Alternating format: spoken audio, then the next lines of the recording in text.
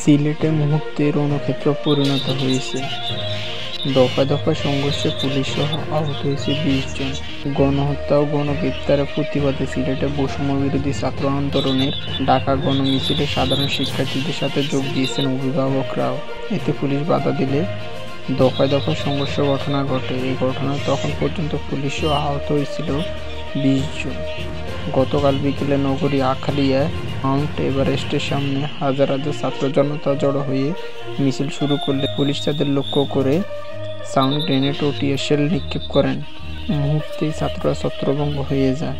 এদিকে প্রত্যক্ষদর্শীরা জানায়, জুমার নামাজের পর আন্দোলনরত শিক্ষার্থীরা আখালিয়া সুরমা গেট এলাকায় পূর্ব নির্ধারিত কর্মসূচি অনুযায়ী জড়ো হতে থাকে। আন্দোলনকারীরা মিছিল শুরু করলেই বিকেল 4টার দিকে পুলিশ তাদের বাধা দেয়। তখন বিক্ষোভকারীরা ইট পাটকেল ছোড়েন। পরে তাদের ছত্রভঙ্গ করতে পুলিশ রবার বুলেট ও টিয়ার শেল ও সাউন্ড গ্রেনেড নিক্ষেপ করতে থাকেন।